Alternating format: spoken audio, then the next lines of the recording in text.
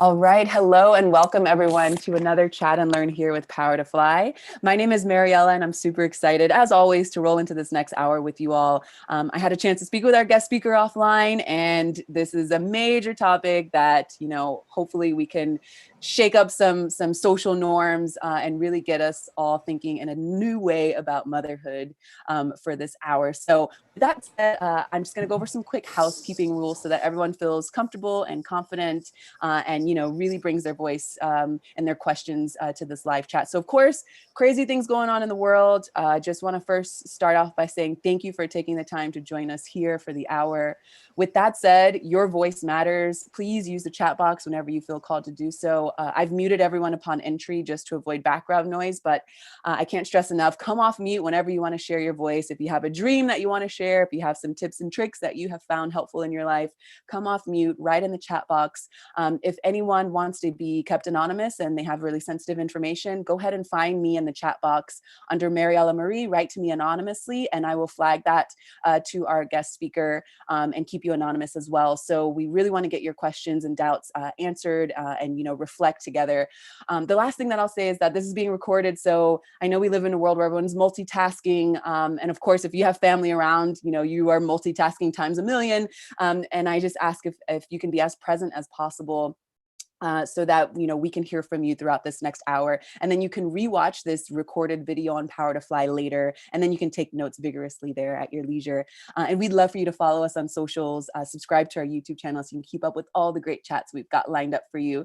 With that said, let's dive right into this beautiful presentation that we have here from Beth, and then we're going to introduce our guest speaker, Beth, and learn all about what she plans to share with us today. So Beth, why don't you tell us a little bit about yourself, how you came to know about PowerToFly, and what you're excited to share with us today.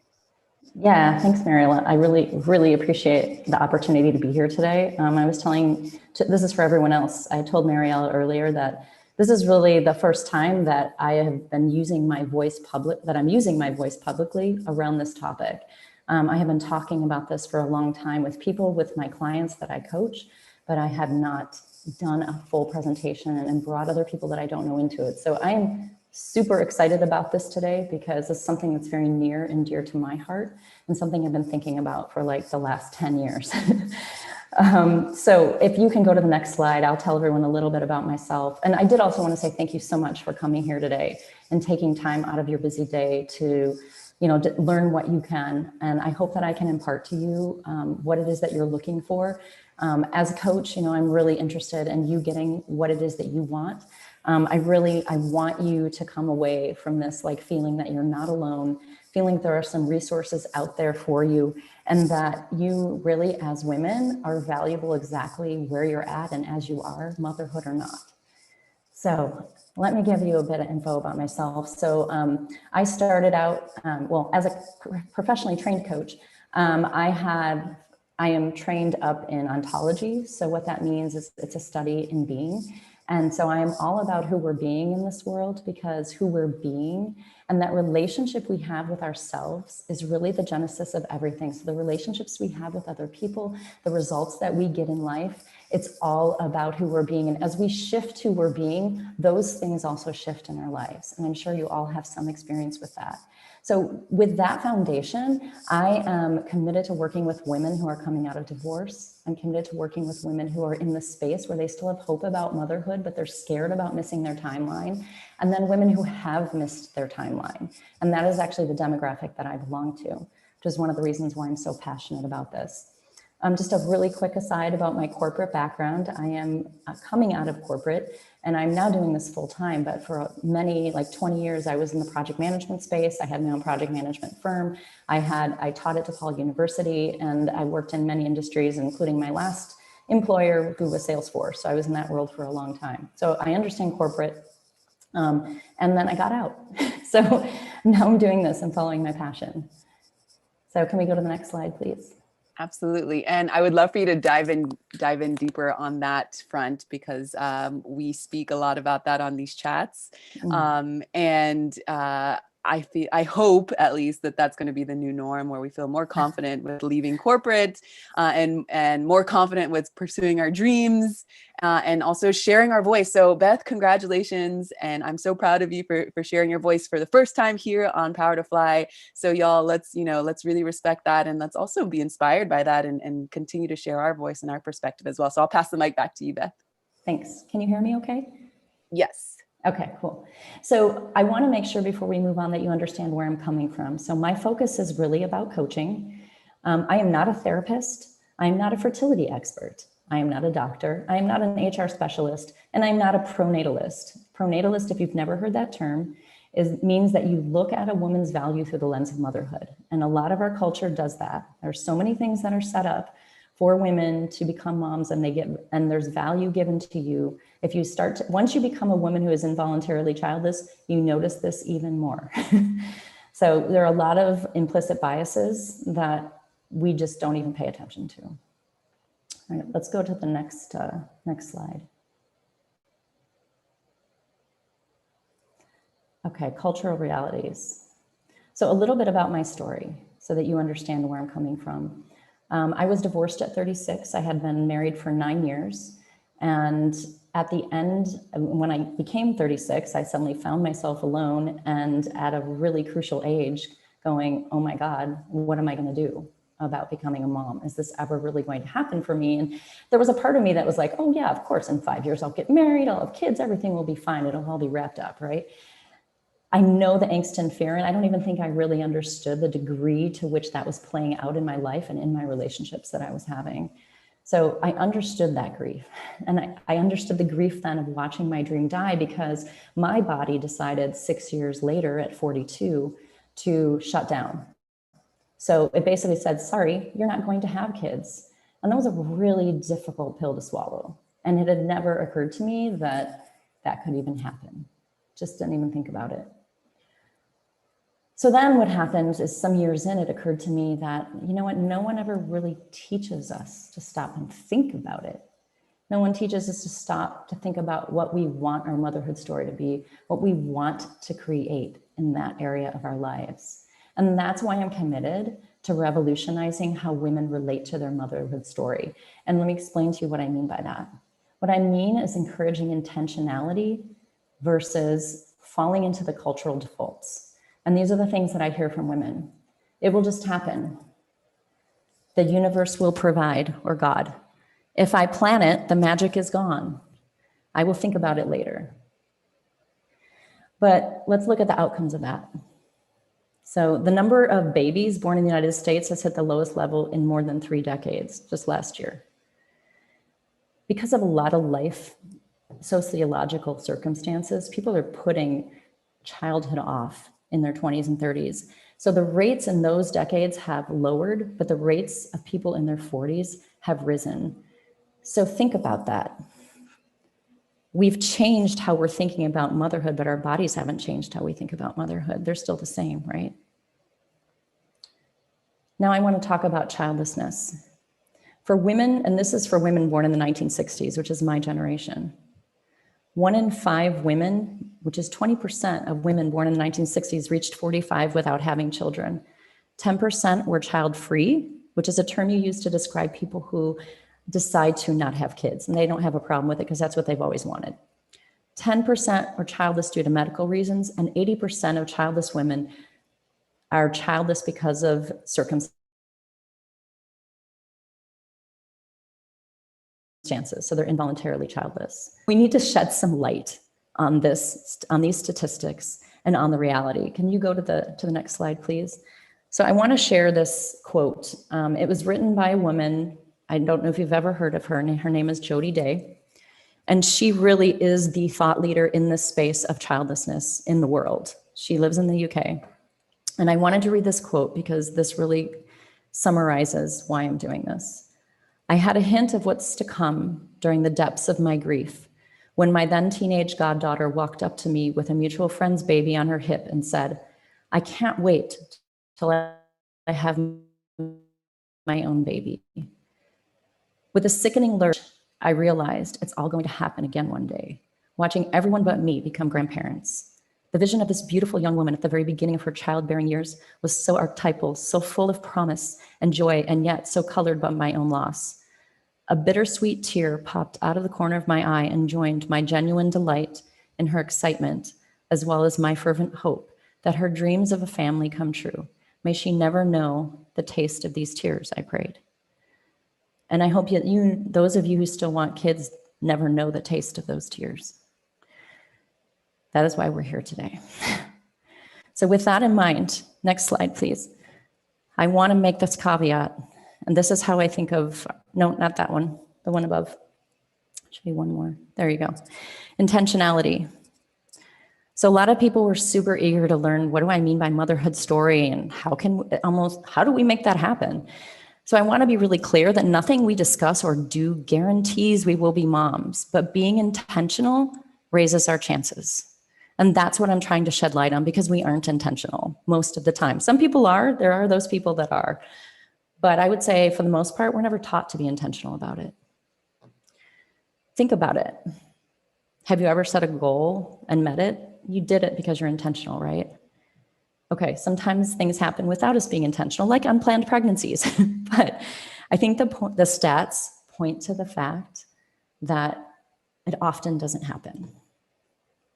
So I want to check in quickly, and I want to hear what you're hearing at this point. Feel free to type or unmute. Yes, go ahead and write in the chat box, or you can unmute yourselves. Thank you so much, Beth, for sharing that quote as well. If you all have been on previous chats where I've hosted, I love speaking about emotional intelligence and the importance of emotional intelligence. And I find that usually literature or referring to, living legends or legends of the past and hearing what they have to say allows us to put ourselves in the other person's shoes and reflect together. So I have someone has written here for the check-in, you'll figure it out when it happens. I'm curious about that. Can you give me a little bit more about that, Regina?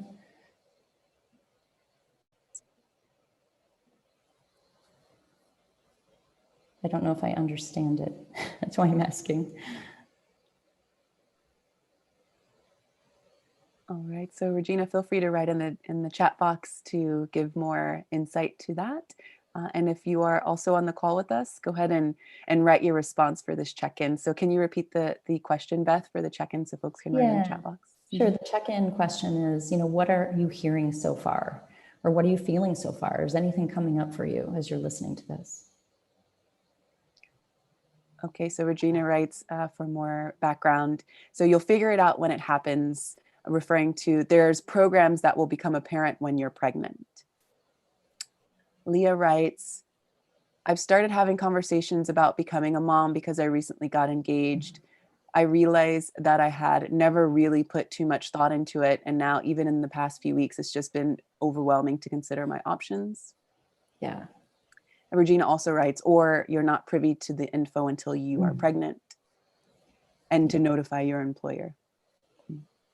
Yeah, so what I hear you saying, Regina, is that a lot of times the way we approach it is that we wait until something happens and it's like, oh my gosh, now I need to figure all this stuff out, as opposed to being proactive and taking the bull by the horns before we get there. Okay, yeah, very reactive. Awesome, thanks. I'm glad I'm hearing you. Okay, and then Leah, I love that. It is a lot. It can be overwhelming to consider your options. It is not, especially if you're just starting out. It's all very new to you. So yeah, I get it. And Amy writes here, what do you do if your family sees having children as success? Well, I'm going to say that it's not only your family, it's that most of the world, most of the world. And that's what I was talking about, pronatalism and giving value to women who have children. You actually have value without that, but we have been programmed to think that we have value when we have kids. Like, you have value up to a certain point, then you get married, now you have more value. You have kids, you have even more value. What happens when you don't have kids? And I can tell you, as someone on the other side of it, there's a certain invisibility that starts to happen for you.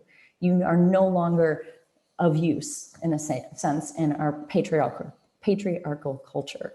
And so it's very common for women to feel that way. And yes, your family probably does think that because it's just been ingrained in all of us, right? For thousands of years. And this is an opportunity to start to change that. Thank you for that. And Amy also gives more insight for the cultural pressures. How do you navigate that? So I'm sure you're going to dive in deep on that throughout the next moments that we share with this chat. Amy also writes, I'm first generation, so it's hard to say that her career is her goal and not kids. Yeah. Yeah. I mean, the thing is this with cultural pressures, they're cultural pressures. Ultimately, you need to be who you are and look at what you want, which is why I'm advocating for this concept of your motherhood story and being very clear on it, because you're the one who runs your life. You're the one who gets to say how it goes, regardless of what others say. And yes, you have to perhaps have conversations with people and be able to stand your ground and have your boundaries around what it is that you want in your life. I'm not saying it's always easy, but that is the reality. So that's why it's important for you to know what you want, cultural pressures aside. And I actually coach women from cultures that have a lot of that pressure on them, and they have to work through that regularly. But there is a certain empowerment that you can find in yourself to be able to come from that place and be true to yourself before you're true to those familial and cultural pressures. And it's like, when does the cultural pressure end? Because I don't have any kids, but I hear my friends with kids who are taking a more mindful approach to, sustainability and just being aware of, how advertising and companies manipulate thought and things like that. And they bring up a very disturbing example of Nestle and how they were selling milk, saying that the mother's milk was not good and they needed to buy this product. Essentially, I don't know exactly how it went, but just really, so just the cultural pressures never stop. So I would love to hear you speak about that as well. Well, the thing is, you can have cultural pressures in many areas, right? There are cultural pressures around finances. There are cultural pressures around the house you live in, the kind of clothes you wear, how you look. We have them everywhere, right? So how do you deal with them in other areas of your life? I look at it as the same way. Yes, and Anita writes here, it's sort of funny when you become a mom, people forget that time you spend raising a kid is a contribution to society and treats you worse, gender pay inequality, etc. It's like a double-edged sword. Exactly. No, it is totally true. I have heard the mom side too, and I always try to make sure I balance that out because moms go through a lot as well, and they are dealing with those realities. I can't speak to that specifically, and that's not my area, but it is definitely true. And then we have another question here from Amy. What do you think about the gender roles, like that man staying home to take care of a child? Well, I guess my question is, what do you think about the gender roles? I love that. Like, yes, go ahead and write that in the chat box. I love that you're turning the question back on us. Yeah. Yeah. So Anita writes, I think that the husband needs to have the same values you have about raising your children for it to work. Otherwise, you'll be working and taking up the slack at the same time. Yeah. And so that's a perfect example of the kind of thing that you would put in your motherhood story. Like when you're creating your vision of what you want, then you would want to make sure you mention that. Mm-hmm. Yeah. Beautiful. Thank you for inviting us to check in this way. Did you want to ask another question before we move on? No, let's keep going now. Okay. Okay. So next slide. Yeah. So cultural void, I just want to put a spotlight, and I mentioned this already. I got ahead of myself, but the whole idea is that things have changed a lot for women, right? I'm going to say, I do find it really personally interesting that our first move to find our independence in the world was to establish ourselves on par with men in corporate America or in our careers, right? Which was our expression of our independence, our expression of our power, who we were.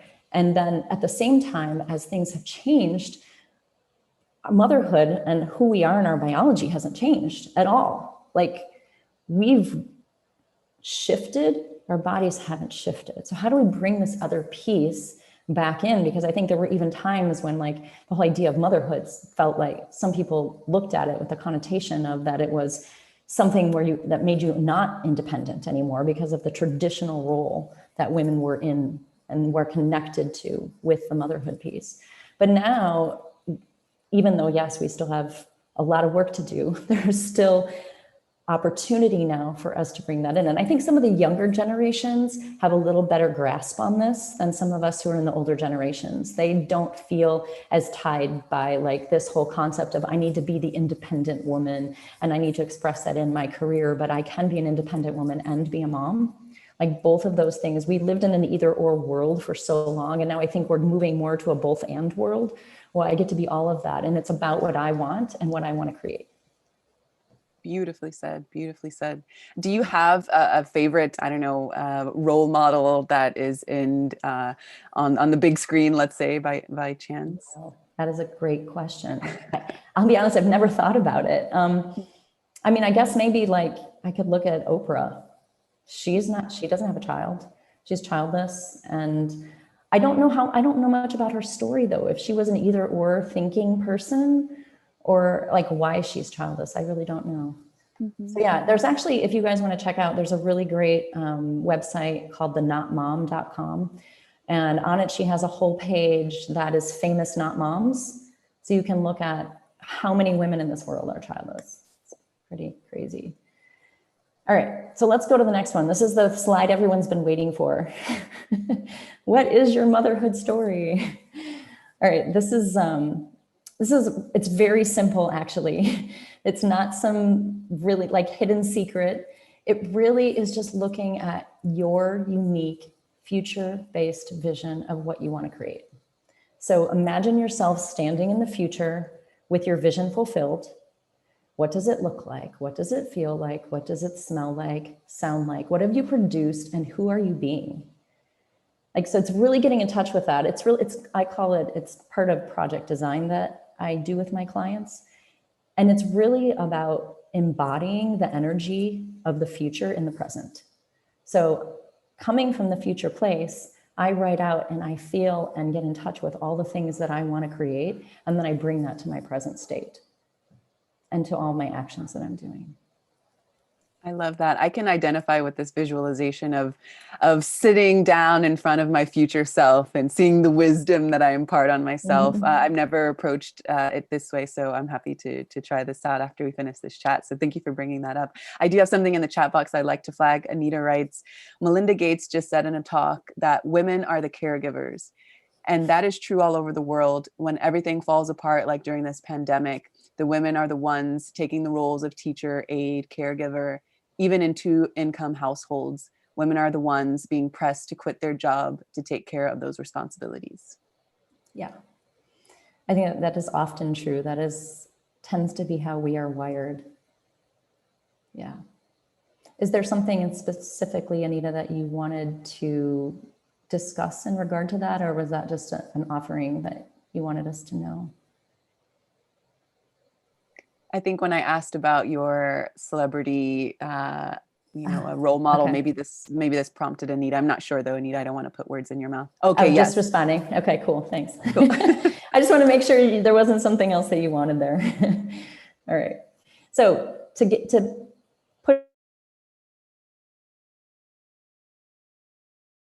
my post a little bit more about the cultural void. So I put side by side here in two columns. What are the things we do to plan our career? And what are the things we do to plan motherhood? So in the first column, I've got planning your career. We go to school 12 to 16 plus years, right? This feeds into our career. We study and learn. We do a ton of research. We do networking. We set goals. We amp up our skills, and we even do personal transformation around it, right? Like maybe you want to be in the upper echelons, and you know that you need to really amp up your leadership skills, and you need to shift who you're being to be able to be there. Like you go for it and you do it. What do we do to plan motherhood? We seek out a partner, which hopefully works out. And then maybe you don't want a partner. Not everyone does. And then you talk about it with your friends. Like maybe you freeze your eggs. So these last four I highlighted because these are a little more proactive, and some people do them. Freeze their eggs, they do research, they do informational interviews, and maybe they amp up their well-being. So what do they need to do physically to make sure that they're in a place that they can, that pregnancy will happen? I actually got those last three from a friend of mine who is also a coach, and she and her husband, he's my coach, she's my friend. And they said that when they finally decided that they wanted to have kids, they sat down and did this. Like, they were intentional and did a project design around having kids. And that is what prompted her to get into that. But she only started doing that once she decided, oh yeah, this is time, we're going to do it. And what if we do that earlier, right? How much more peace of mind would we have? How much more anxiety would we save ourselves from all those years of like, oh my God, is this going to happen? Is this going to happen? Because we're just leaving it all completely to chance. Now, again, like I said, back to the original slide, it doesn't guarantee it's going to happen. And I see that as part of the planning, and I'll talk about that too. But we do raise our chances by being intentional. It's just like, I would not be in Aruba right now for 3 months if I hadn't been intentional about how I want to live my life. You know, I'd be sitting in my little condo in Chicago in the freezing cold and not seeing anybody. So Leah writes, I love this side-by-side comparison. And I'd like to hear you speak a little bit about school and education, because I often like to speak about and reflect on the A side of history that we get when we're in school. You know, we don't get, you know, the infamous saying that history was written by those who won.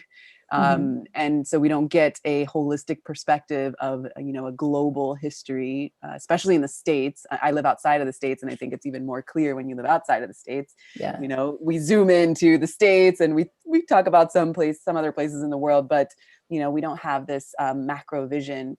And then on the other side, you know, I can't remember the name that I want to bring up right now, but there's this English man who speaks fervently just about how the way that we have basically made schools into factories, we teach people to go one way so that they end up being, you know, a product to work in a certain industry. I would love to hear you speak about how that perpetuates, you know, knowledge or ignorance of how you can learn about motherhood or not in the educational system.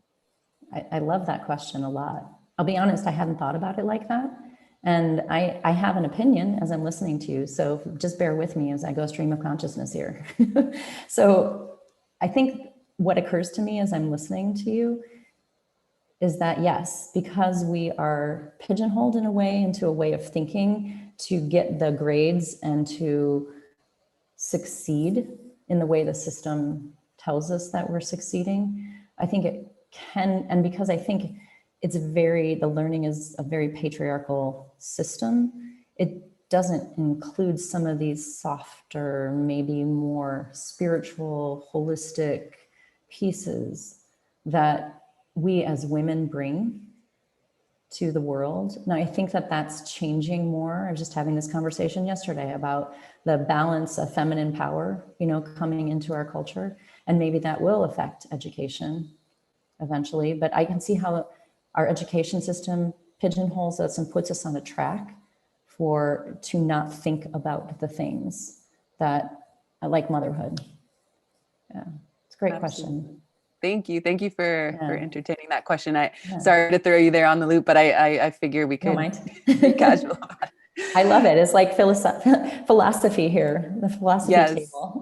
Yes. I love philosophizing whenever, especially now. It's like we have to rethink everything right now. We thought we knew everything, and turns out we don't know anything. Anything can change in any moment. So I find these conversations to be very valuable. So thank you, Beth. Yeah, thank you. So let's go to the next slide. So this will be my last piece foundationally, and then we can just go right into the Q&A. So this is like right now, what I've created is my 3-pillar, I don't know what to call it, my 3 pillars of what supports your motherhood story. So you can see your motherhood story is at the bottom. And then what do you need, you know, for that to happen? Like, first is connection. And I see that as connection with yourself, connection with spirit, or whatever your spirituality is, and really looking at the why. I mean, the thing is that sometimes I think we just go, well, I'm going to be a mom because that's what's expected. It's kind of what we were talking about, the cultural norms, but really asking, why do I want kids? So one of the things that I talk about, I've created this experience that's a 10-session experience that people can do to help them work through this stuff. And the connection piece is so important. And I call it our motherhood gradient. So on one end of the gradient are people who are child-free and never wanted children. And on the other end of the gradient is the people who are balls to the wall, like, I'm going to do whatever it takes to become a mom. Doesn't matter. So really figuring out where it is that you fall in that and how far are you willing to go, right? And that's like part of the plan that I have here. Hold on a second. I couldn't see my slide. So what empowers you at a soul level, like, and how badly do you want it? And then once you look at that, who do you need to be or become to do that? Like, I think I mentioned talking to a woman who she had issues becoming a mom because she had a lot of issues with her mom. So working through those things, doing the therapy you need to do, doing the coaching that you need to do, coming to terms with being able to create the emotional space to bring a child into it. So again, like, it's so funny, like we have the luxury in a sense to do all this work. Like, my parents just had kids, right? They had kids. They didn't think about any of this. Are we creating an emotional space for a child? But if you're being intentional about it, because we need to be, like, this is one of the things we get to think about. And I'm going to look at it that way, that we get to think about that, and then we get to create healthier children in our world. So then we look at the plan. So doing the research, doing the reading, informational interviews. One of the things that I do in my experience is I'll have women come, a single mom, a parent, a coupled mom, and then a woman who is adopted, and then give them the opportunity to speak. So the women get to hear the good, the bad, and the ugly of everything to help inform, so that we've even already done the stories, but then you would revisit your story after you gather all the information, after you do some of the work that you need to do.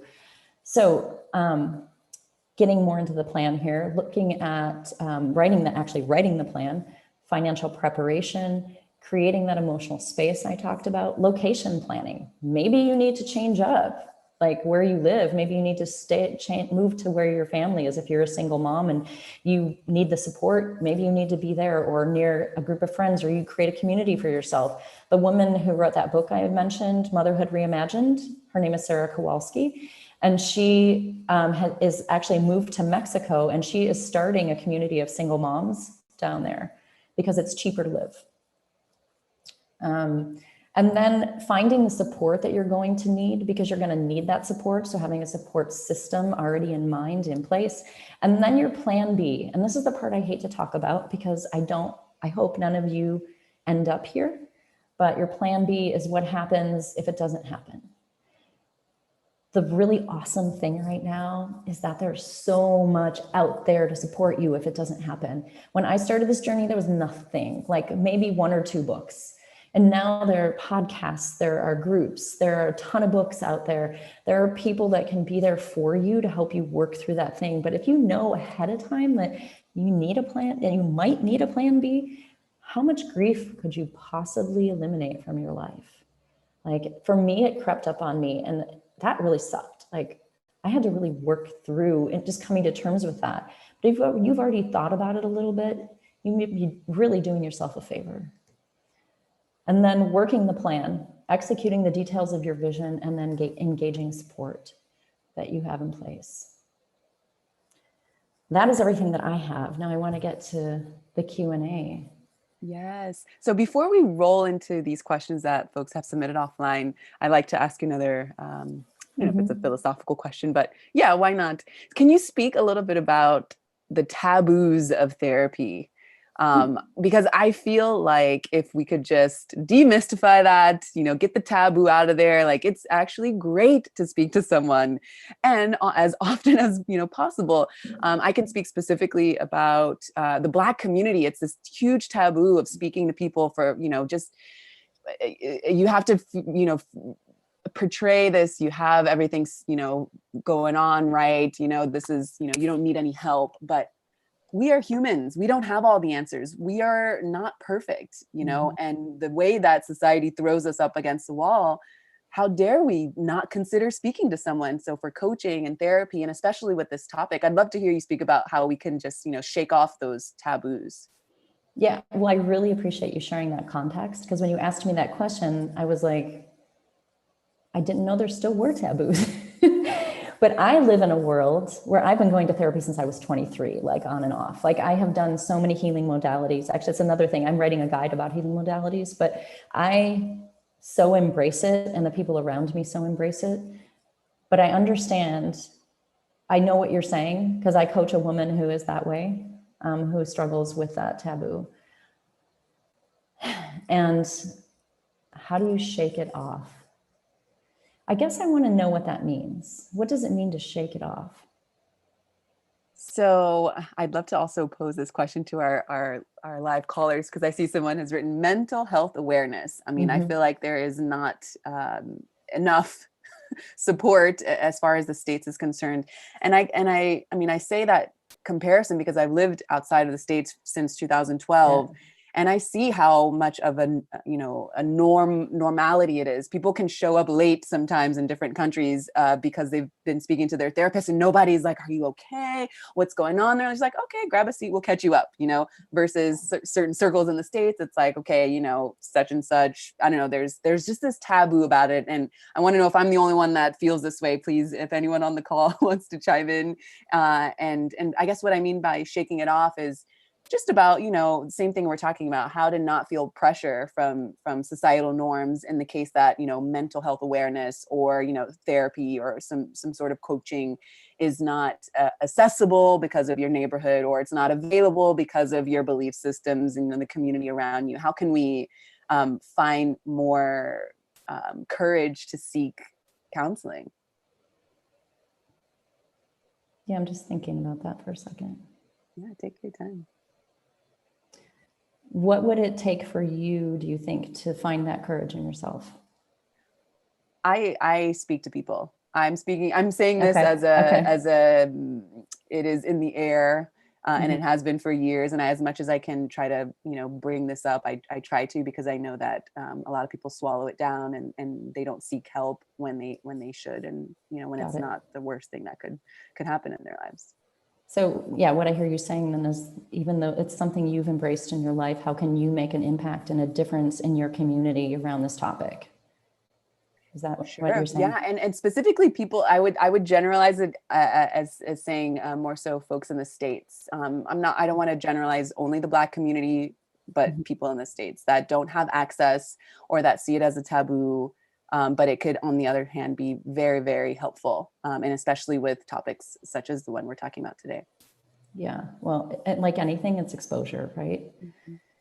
So I think people who are already tuned into it, being really open, being vulnerable about what you're doing in your life, to talk to other people, because I think that's a lot of times when we make the most impact is one-on-one with people. Like everywhere I go, even here, like I'm coach with everybody. So I bring that stuff to the table, and that's the life that I live. And I try to bring people into that sphere so that they can get the life that they want. I don't know from a larger community perspective what we can do. I mean, there are a lot of initiatives out there that work in mental health. It's not necessarily my expertise to talk about what we could do. Somebody wrote something here though.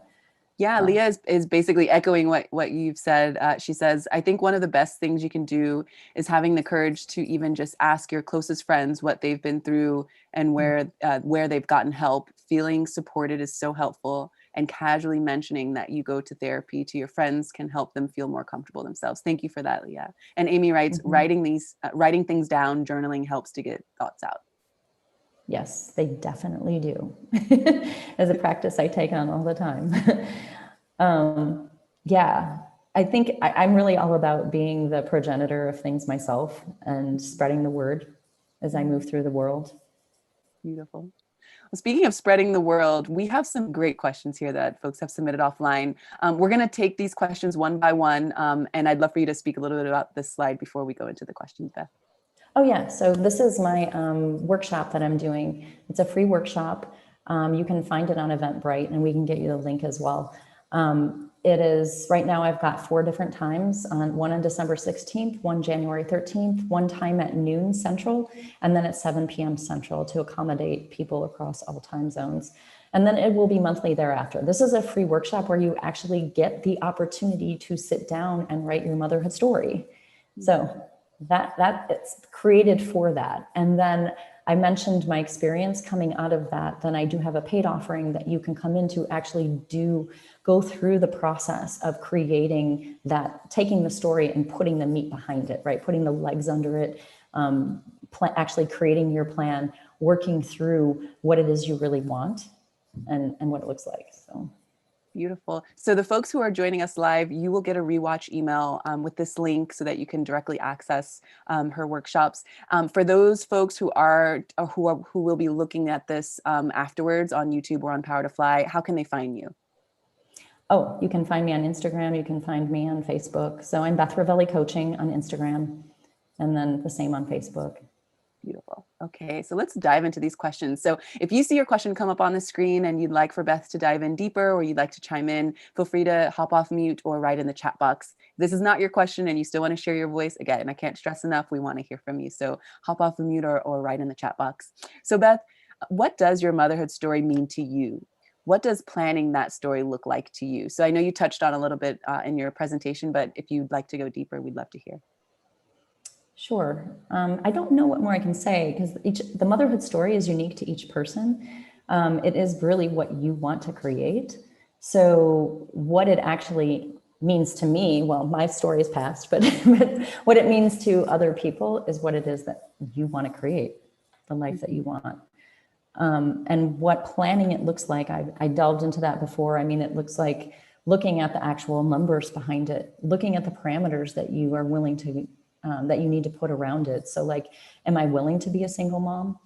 Do I need to get a sperm donor? Do I need to get an egg donor, right? Like I might need to get everything.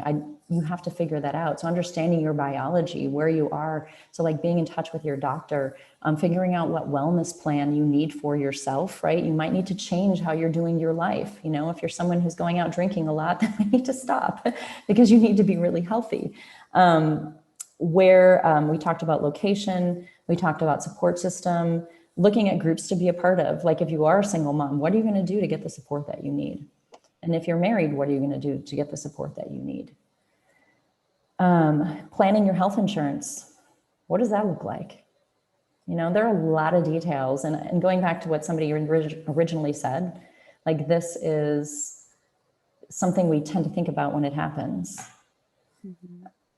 But what does your health insurance look like? What will it give you to help you have a child? What will it give you once you have a child? How much more is it going to cost you to have that insurance, to have a dependent now? And are there other healthcare systems? I mean, for example, like that one woman has moved to Mexico. Are there other, what do you really want to do? I don't know. Research, podcasts, sites, books to read. That's part of the planning. Am I touching on it? I don't know if Absolutely. I'm okay. Yeah. I just want to check in. All right. So let's move on to this next question here. How can I possibly plan my motherhood journey? I love it. Just straight out. Yeah, I've got a million things going on. How can I possibly plan my motherhood journey? Well, that's funny because I have a million things going on. I didn't read that into it. So I would be really curious, if you submitted this question, like, what did you mean by this? Because the way I read it was, how can I possibly do that? I don't have control over my biological clock. I am at its mercy. How can I possibly plan it? And you're saying, well, I have too many things going on. How can I possibly plan it? So I'm not sure. Yeah, I love that we're both reading into this in different ways. The reason I said that is because I mean, when we host these chat and learns, I can see how lots of women are overwhelmed and they're burnt out already just with one job. And when you become a mother, that is a whole job in and of itself. So that's why I read into it that way. But I'd love for our live callers to chime in as well. Even if this isn't your question, how do you interpret this so that we can respond and reflect together? See if someone writes.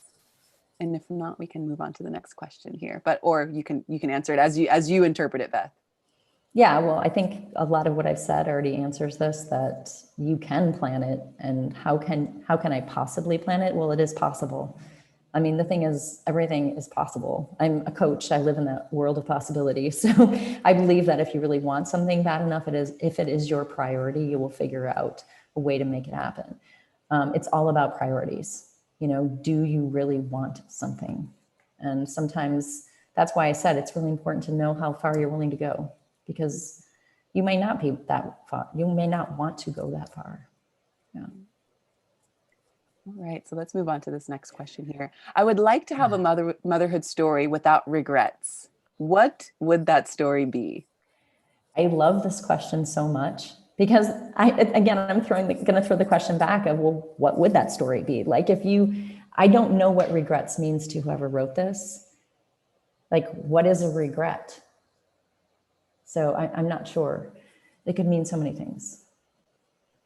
If you're, Yes, and just the image of that comes to mind is as we spoke about in the beginning, just the way that our societal norms have defined success.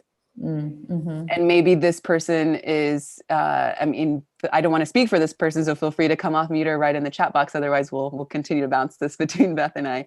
But, you know, regrets, meaning you aren't able to match that hard definition of success. That is not holistic, in my opinion. That's very one-sided. And so regretting that.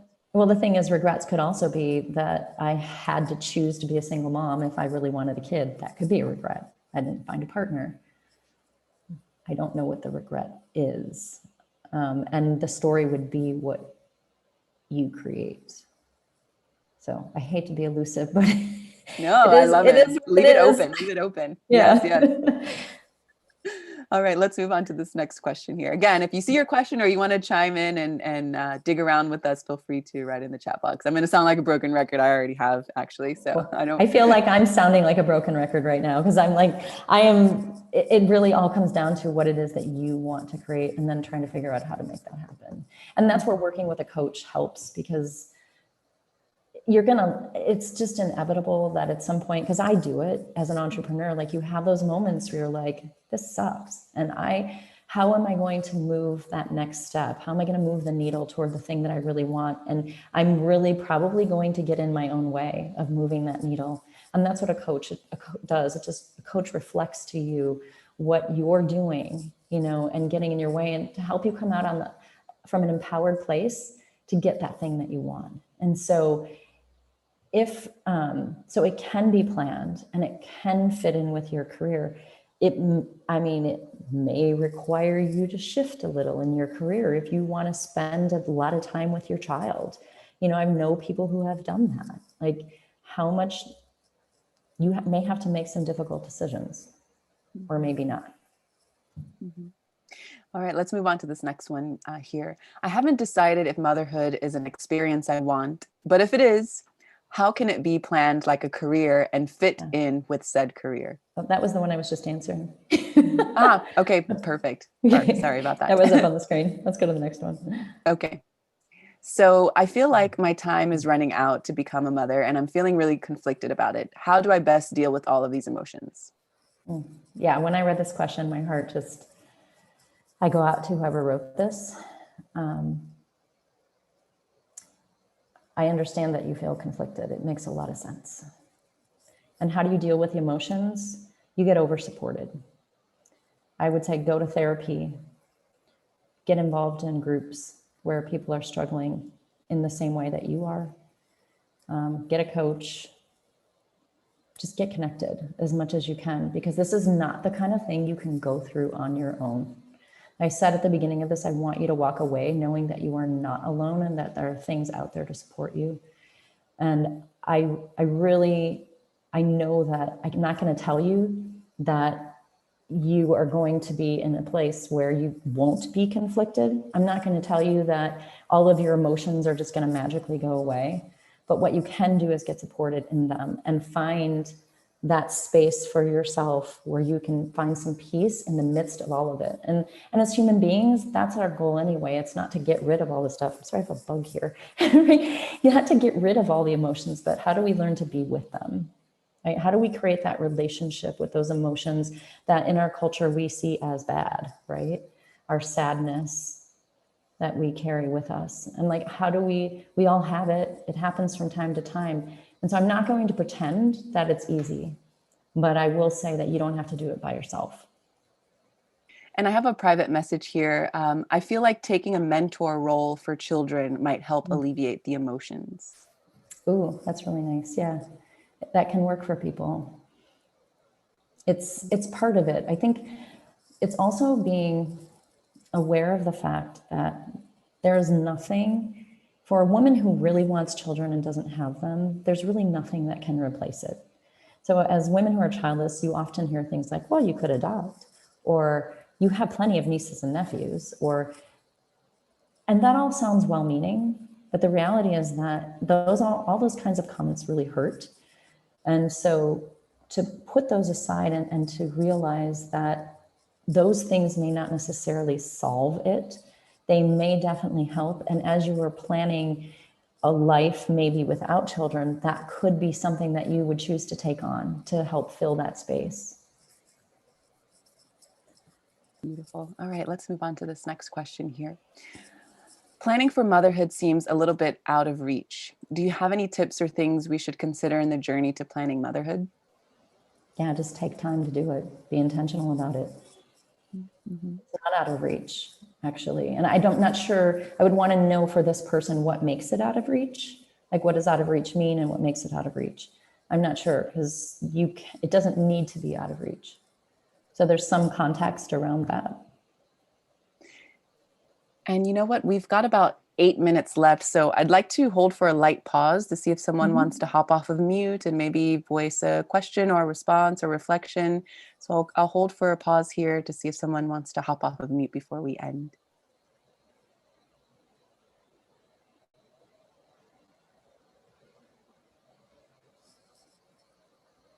All right. I like to have that space just in case someone needs that time to come off. So let's move on to the next question, and feel free to come off of mute or write in the chat box. So we've got about 7 minutes left. So for this question here, how do I let choosing to not have children negatively affect my career? I feel like women who don't have children are viewed as more cold and less compassionate, which I'm worried may affect how my employer views me. Yeah. So I'm going to go back to what I said at the beginning in terms of ontological life coaching, that the relationship that we have with ourselves is the genesis of our relationship with others. So the first thing you want to look at when you're considering this question is how do you view women who don't have children? So one of the things Jody Day talks about in her book is the whole idea of like the words like spinster, right? Cat lady, those kinds of words. The way you relate to those words are the way that you relate to how you think culture is relating to you, right? So that's like the dark side. And are you able to be freed from that? And it's the same thing with this. Like, it is a cultural stereotype, right? So how are you holding that cultural stereotype? Is it something that you buy into? So that would be the first thing I would say. And then the other thing I'm going to share from my own personal experience about who I got to be when I was at Salesforce. So I would run a team. I was a consultant, so I would run a team in particular. I had a woman who was really struggling, and I had the opportunity to be coach to her. So I got the opportunity to be compassion to her, to be understanding to her, to be power to her, and create a space for her to grow and to feel all of those things in the corporate world that we often don't feel. So I got to be the originator of a different experience for her. And so my team actually started to see me as more compassionate and somebody who was open to what they were going through. So you get to do that. Like, regardless, there are going to be people, yes, who are going to think that because that's their own stereotype, but you get to be who you want to be with other people. And I'm going to tell you that everyone is going to think of you like that, especially if you are coming at it from a place of compassion. I love that. And I love that as you were still working in corporate, that you brought that part of yourself to the table. I often hear people saying they feel like they can bring that part of themselves to the table. And essentially you're practicing emotional intelligence. And if we could just have more of that, in our careers and in our companies, I mean, we would be we would be in another place right now. Right. And so are you willing to be the one who's leading in that area? Are you waiting for somebody else to give you permission to do it? Beautiful, Beth. I love that you're turning it around and bringing that attention there. Thank you so much for that. Yeah. All right. So let's move on to this question here. And I believe this might be our final question, and then we'll open it up for folks on the line. So is there something you wish someone had told you earlier in life? Yes. What I'm telling you right now. And then 2, that who I am as a woman has so much value, and as a person, regardless of motherhood. That as an individual, I am enough. And my value is who I'm being in the world, not the fact that I may or may not have kids, or may not be married. So I actually have the double whammy because I'm single and I don't have kids. So yeah, it's finding your value without it. Beautiful. All right, so we've got just a couple more minutes left. I'd love to know if anyone has, any questions or reflections. So feel free to hop off mute or write in the chat box if you do. And Beth, we'll wait to see if someone wants to chime in. And if not, we'd love for you to leave us with some food for thought. What can we do starting right now that we're ending this conversation and going back into the real world? And then let us know, remind us again how we can find you online and connect with you. Okay. So do you want me to wait another minute? Yeah. Let's see if someone wants to hop off or write in the chat box.